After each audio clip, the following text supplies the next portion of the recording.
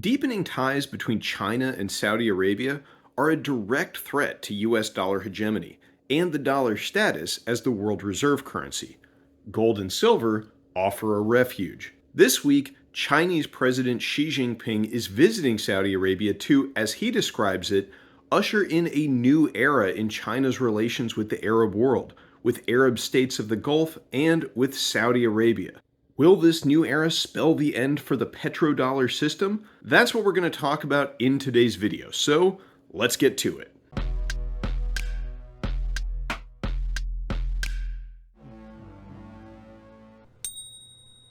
Hey everybody, Smart Silver Stacker here. Thanks for tuning in today. If you get some value from this video, please do give it a big thumbs up down below and consider subscribing and sharing this content. Today's video is brought to you by Silver Botanicals, household and personal hygiene products powered by Nano Silver. Check them out with the link down in the description, and don't forget to use coupon code STACKER to save 10% on your order. Okay, so Xi Jinping is visiting Saudi Arabia, and he received a much warmer welcome than Joe Biden did on his visit earlier this year.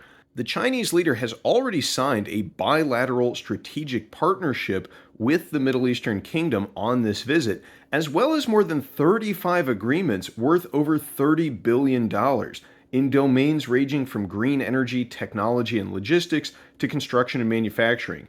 Later on the trip, Xi is also expected to hold summits with other key Middle Eastern and African leaders.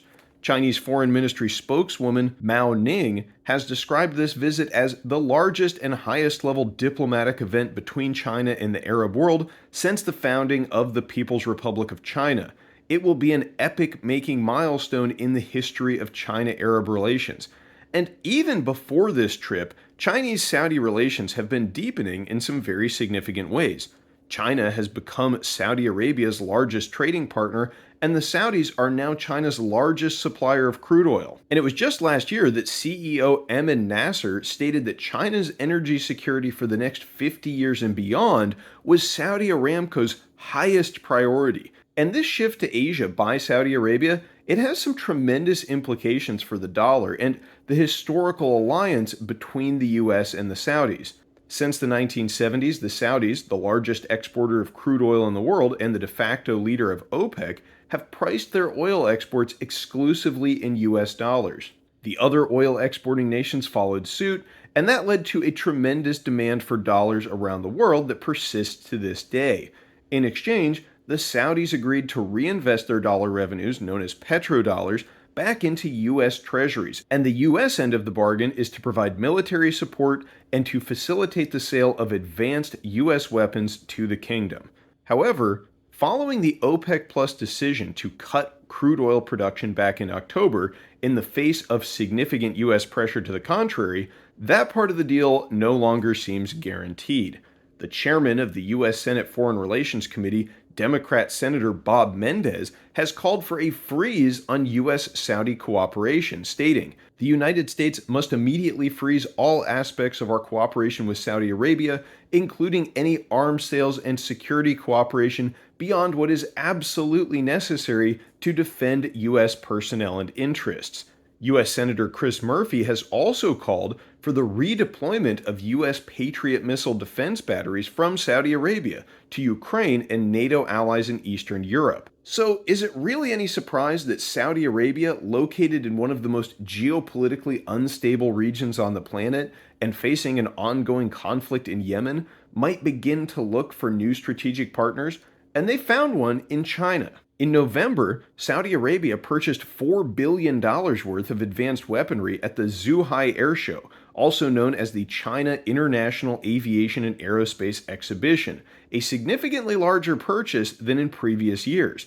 And if the US continues to threaten the Saudis with a withdrawal of military support, it seems much more likely that rather than capitulate and increase oil production, the Saudis will simply look for new partners to fill the void left by the American military power.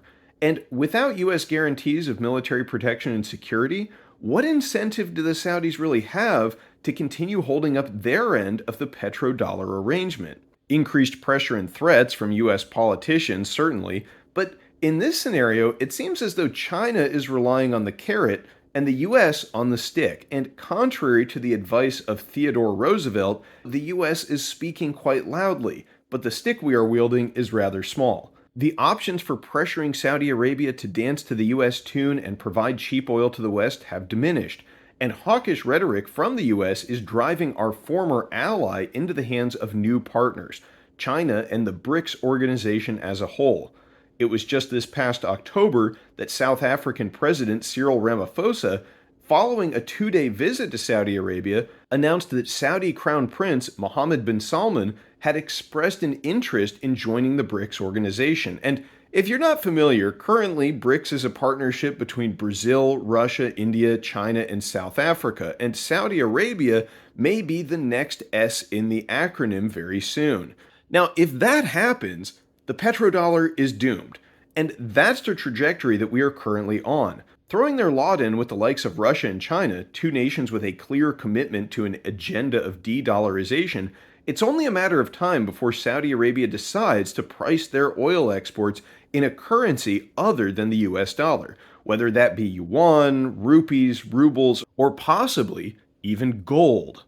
And without the constant demand for dollars around the world that the petrodollar system creates, the dollar status as the world's sole reserve currency will be finished. As all that paper currency that we've exported over the past 5 decades comes flooding home, the value of the dollar will be decimated and inflation in the US will skyrocket.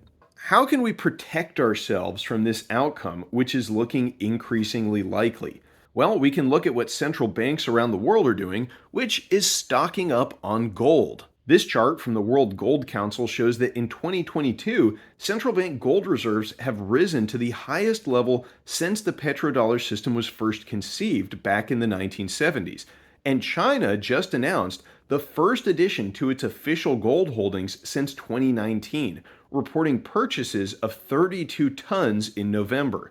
However, when you reflect that China is the world's largest producer of gold and they've been a net importer for years, it's very likely that Chinese gold reserves far exceed the official 1,980 tons that they claim.